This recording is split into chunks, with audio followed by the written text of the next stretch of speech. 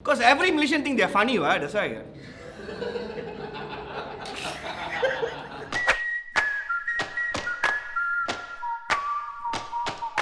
There's no future, success or money in comedy. This is clearly a stereotype from the boomer generation, the older folks who think that only doctors, lawyers and engineers make money. That is not true. I say this is true for my children. There's no future in comedy. There is a future if you are good. There's no future in comedy if you're not funny. If you're funny, you have a future in comedy. If you're not good, maybe you should become a doctor. All comedians are broke. We have varying levels of financial success. Yeah, we're all kind of broke. If you watch Douglas Lim, you'll realize that he has a lot of branded attire, usually by Armani. Some of us will struggle, but it's just the same with any occupation. I think there are doctors who struggle. His house has 3 cars. There's only 2 humans living in his house. Not all comedians are broke, so no, that's not true. Women aren't funny. Women are very, very funny. In Malaysia, we have Joanne, we have Shamaine, Othman. Actually, we are not. We're just bitches. Women are funny, but actually they're only funny 21 days of the month. For 7 days, they're not funny. Yeah. My wife, she's very funny because she married me. No? Okay.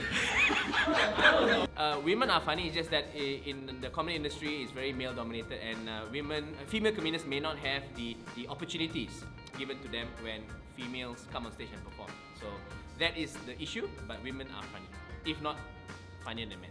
Comedians are dropouts or they generally don't have a degree. Nah, man, I have a degree, so yeah, I'm pretty happy with what I do, and I think so. Most of the comedians that I know are very, very smart people. A whole slew of comedians who are well educated, not just me. Ronnie Chang has a double degree in law and finance. And Nigel Ng, who is also Malaysian now, the creator of the Uncle Roger character, he is a data scientist. Not all comedians don't have degrees. Some don't have degrees, as you'll see later. I, for one, did not get a degree because I already knew what's the point of spending so much money to kind of like maybe become a doctor, and then in the end you have to be on stage anyway.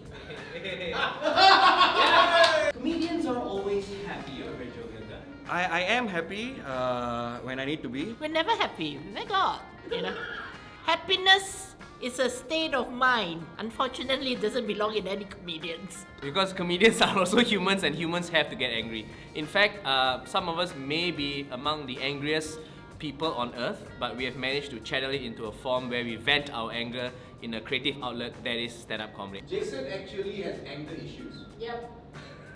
Fuck you, man! I think what gives that perception is because even in the sadness, we will find a way to find a joke. For example, my grandma died, and so we had to cremate. So there were a lot of burning jokes running through my head. Like for example, if she had died in a fire already, would I get a discount for the cremation? Because half done. No, but I was sad. I was very sad because I love her, my grandma. We tend to wanna find jokes even in the saddest of times, which makes it look like we're happy all the time. We're not. Comedians only make sex jokes. Sex jokes are. I don't know what you're talking about because I don't make sex jokes. I don't make sex jokes. I just make jokes about life. If my life is full of sex, You joke about what you know, yeah, exactly. So if you're a slut, you joke about sex. So some of us, maybe if we do step into that realm of sex topics, we try and keep it tasteful. You know, I mean, yeah. By and large, especially in the Malaysian comedy scene, diverse set of stand-up comedians do a diverse set of topics. So what are some actual problems that you face as a comedian?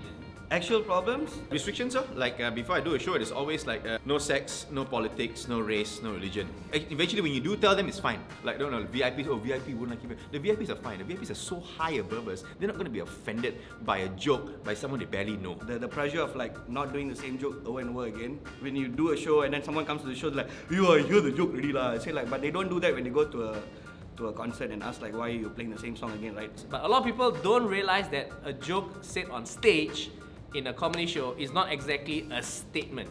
Please think a little bit before you get offended and get angry. And trust me, when you get offended at stand-up comedians, we don't give a You don't feel that enough Malaysians come to comedy shows, so why do you think Malaysians are that way? Why do you think that's a problem? Because every Malaysian think they're funny, right? That's why. I'm not lying, seriously. People be sitting there. I did one show, an uncle came up like, hey boy, not funny, come let me do the joke. I'm like, okay lah, can. It's a very new art form, I would say, in Malaysia. It will take some time for it to grow lah. I think the market is still small enough for it to have a lot of growth. There's still a future, I believe, but are you willing to put in the work? I mean, yeah, right now you're doing your jokes on your social media and you get hearts and you get likes, but you come on stage and do it, it's different. There's some work. I think if you all want to see like the scene growing, please support us. Buy the tickets. Kill all those stereotypes and come and watch a comedy show. So if you really have a strong opinion on how comedians should behave, how we should run our shows, come and give it a try. Come and contribute to our grassroots scene. You know, there's a space for you to be on stage and also to be in the audience. Either way, you can be a part of this very beautiful journey of building a stand-up comedy scene in Malaysia. Come give it a go. Sign up for a 3-minute slot on our open mic night or watch the show. Alright, and that's it. Thank you so much. Thank you guys. Thank you. Okay.